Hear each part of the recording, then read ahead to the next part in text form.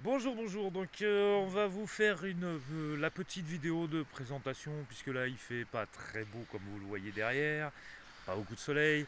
Donc, on n'a pas beaucoup de visites à vous montrer, donc on va en profiter pour faire la vidéo de présentation. Donc, je vais commencer par me présenter moi. Alors, moi, c'est Christophe, Kiki pour les intimes. Euh, informaticien de formation. Voilà, je suis le vieux de la famille. J'ai donc 43 ans, c'est pas ce qui est le plus vieux non plus. Pour expliquer un petit peu pourquoi vous voyez beaucoup la famille autour d'un monde, autour de nous, c'est parce que Déborah est ma petite sœur. Voilà, donc je vais passer la parole à mon épouse, Féfé.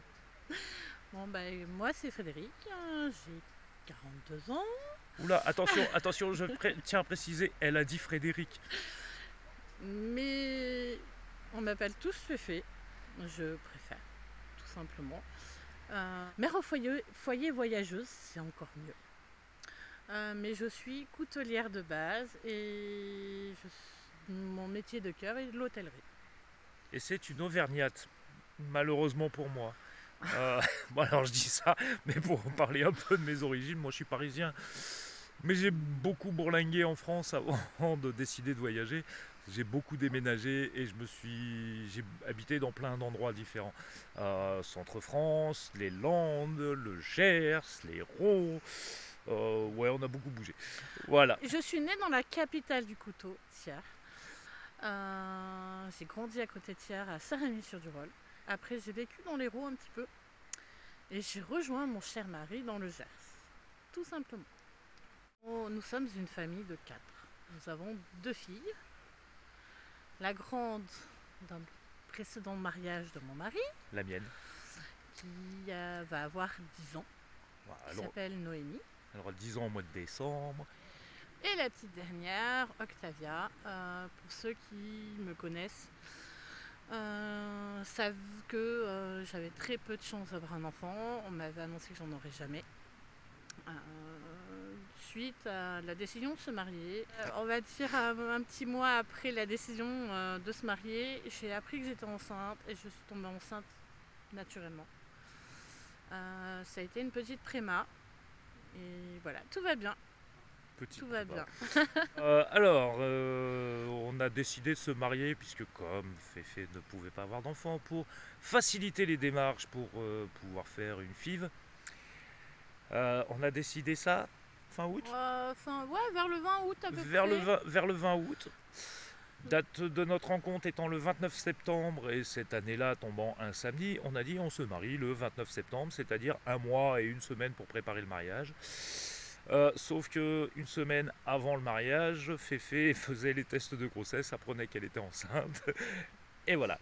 Mariage très atypique, hein, c'est-à-dire on l'a fait autour d'un petit buffet. On est rentré de la mairie en tracteur. Voilà, donc habillé en marié sur le tracteur, dans la remorque du tracteur un peu décorée. C'était marrant dans le village. Et petite anecdote, j'ai gardé ma robe plus de 2 heures. J'ai passé mon mariage en tenue de pingouin. Voilà, et donc pour parler d'Octavia qui est née comme petit Féfé, un petit peu prématuré, non, beaucoup prématuré. C'est-à-dire officiellement, elle est née à 6 mois et demi, ce qui est très tôt. Elle nous a fait chier pendant une semaine avant de naître. Mais tout va bien, elle est en pleine forme, elle était en pleine forme dès le départ. Alors quand je dis officiellement 6 mois et demi, c'est que d'après nos calculs à nous, ce serait plutôt 7 mois que 6 mois et demi. Voilà, une petite erreur sur la date de conception, mais rien de grave. Bon, alors, ouais, on se balade en faisant la présentation tant qu'à faire. Donc, petit pont là où on est stationné, que je trouve très joli. Voilà, donc, beau point de vue. Euh, alors, je vais vous parler un peu de moi et de mes envies de voyage. C'est-à-dire, il y a. Ouais, bon, ça fait une dizaine d'années à peu près. Déborah et Johan ont acheté un bateau pour partir faire un tour du monde, faire des tours du monde, parce que c'est plusieurs tours du monde. Et donc je les ai aidés à venir retaper un petit peu ce bateau, faire il n'y a pas grand chose à retaper, mais les peintures, voilà, installation informatique. Donc je suis venu les aider à faire tout ça, et puis en voyant les yeux pétillants de ma fille, j'ai demandé à Déborah et à Johan si je pouvais partir avec eux. Et ils m'ont dit oui, c'est-à-dire ils avaient de la place dedans, donc ils m'ont dit bah écoute Banco, tu viens. Et je suis parti sur le catamaran avec Déborah et Yo-Yo pendant 3 ans ou 3 ans et demi. On a décidé avec Déborah et Johan de vendre ce bateau, et donc en échange, eux ont acheté le camion. Pour ceux qui suivent les Autour d'un monde, ça va paraître clair. Et je précise, c'est à ce moment-là que je suis apparue. Et moi, j'ai acheté l'ancien camping-car que j'avais avant celui-là. Et donc, comme vient de dire Féfé, c'est à ce moment-là qu'elle est apparue, c'est-à-dire en attendant d'acheter ce nouveau camping-car, je suis allé donc chez mes parents, qui habitaient à l'époque à Saint-Ibéry dans l'Hérault, et qui avaient comme voisine une amie à Féfé, qui est venue la voir, qui s'intéressait pas spécialement à chercher un mec tout de suite. Et elle est tombée sur moi et elle a craqué sur mon charme fou. Mes réflexions à la con, mon humour pourri. Voilà. Il y a un humour pourri, ça je confirme. Voilà. Et donc de là, alors on est allé chercher le premier camping-car en Belgique. Ah, d'abord on a passé 2 mois à Almeria pour repeindre le bateau au moment de le vendre. Ça a été déjà pour moi mon premier voyage. Voilà. J'ai toujours eu envie de voyager. Et donc on est parti repeindre ce bateau avant de le vendre. Ensuite on a acheté ce vieux camping-car en Belgique là-bas. Donc voilà, vieux camping-car, immatriculer un camping-car en Belgique, je disais, c'est une horreur. Surtout un camping-car d'une marque Elnag qui n'existe plus, donc qui a été racheté par Trigano en France. Trouver les papiers, c'est une horreur et ça coûte cher. Je l'ai gardé quand même 2 ans et demi, ce camping-car. Et j'ai eu un accident avec, c'est-à-dire en allant bosser avec ce camping-car, j'ai crevé. Je me suis mis sur le bas-côté. J'ai un 38 tonnes qui m'a explosé l'arrière, qui m'a fait une terrasse, carrément. Il m'a ouvert la moitié du camping-car, voilà, il me l'a ouvert comme une boîte de conserve. Donc voilà, donc camping-car mort, assurance a fonctionné, j'étais pas en tort. Donc de là, on a racheté un autre camping-car, qui est toujours vieux, mais retapé, qui est bien, qui fonctionne très bien. Ça, vous le voyez sur la vidéo, sur le YouTube de Autour d'un monde.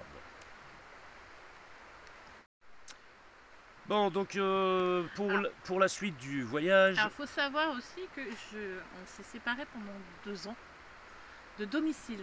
Puisque pendant ces 2 ans-là... On a fait un break. Ouais, on va dire ça, on a fait un break. On se contactait 3 fois par semaine, hein, mais on a fait un break. Voilà. Au bout de 2 ans, un jour il m'appelle et me dit que ça va, sinon je me fais chier. Il me dit bah viens dans le Gers, c'est bien. Donc j'ai débarqué le 10 août 2018 dans le Gers. Voilà. Le 20 août on décidait de se marier, le 29 septembre on se mariait. Le 20 septembre j'apprenais que j'étais enceinte. Et voilà. Et elle est pas repartie. Et c'est pas reparti, c'est ça. Bon, pour continuer un peu sur le voyage, donc oui, 3 ans à essayer d'aller au Maroc et on n'a pas pu. La dernière année, Covid aidant, on était en Espagne, près des ports pour aller au Maroc. Sauf qu'on avait tout, on avait l'Espagne, on avait le soleil, on avait les ports, on avait l'eau, mais on n'avait pas les bateaux. Voilà. Après, voilà, donc, Covid et d'autres raisons qui font que... Sauf que, je tiens à dire que le voyage, c'est aussi ce genre de galère. Et l'Andalousie est un endroit qui est magnifique à visiter. Donc pendant 8 mois, on a visité l'Andalousie.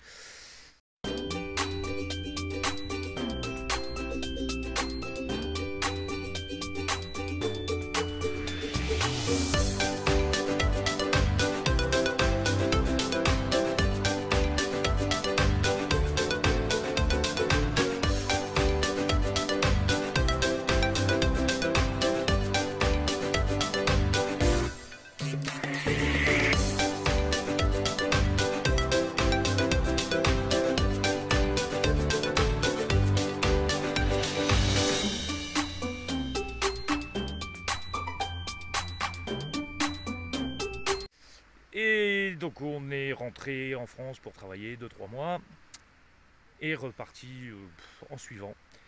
Direction, dans la direction générale de l'Albanie, la Turquie, Oui, la le but Grèce. final pour l'instant, c'est vraiment la Turquie. Ouais, mais on savait pas en partant. Non, alors, c'est pas qu'on savait pas en partant, c'est que on savait pas si on allait rentrer l'été prochain pour travailler, voilà, pour plein de raisons. Si, voilà, c'est très compliqué. Et là, non, il n'y a plus de questions en fait. C'est on part et puis on verra quand on rentre, tout simplement. Voilà, Donc tout simplement. moi, oui, la Turquie, ça fait ouais, ça doit faire une dizaine d'années, ouais, même plus, que je rêve d'aller en Turquie. Donc ouais, moi, on va en Turquie. On va en Turquie et puis voilà. Et puis après, on verra bien. C'est tout simplement. Voilà. Pour le moment, on découvre plusieurs pays, plusieurs coutumes, des plats qu'on ne connaît pas en France. Voilà, on apprend des mots. On n'apprendra jamais à parler plusieurs langues. Moi, personnellement, je n'apprendrai pas à parler plusieurs langues parce que c'est très compliqué pour moi. Mais comprendre, savoir certains mots, les mots de base, oui, tout est faisable en fait. Donc sinon, nous, c'est la famille No Kiffé. Pour vous expliquer, parce que ça va pas parler à tout le monde, No Kiffé, c'est Noémie, Octavia, Kiki, c'est moi, Féfé, c'est elle. Voilà, donc au moins comme ça, vous savez pourquoi on s'appelle la famille No Kiffé.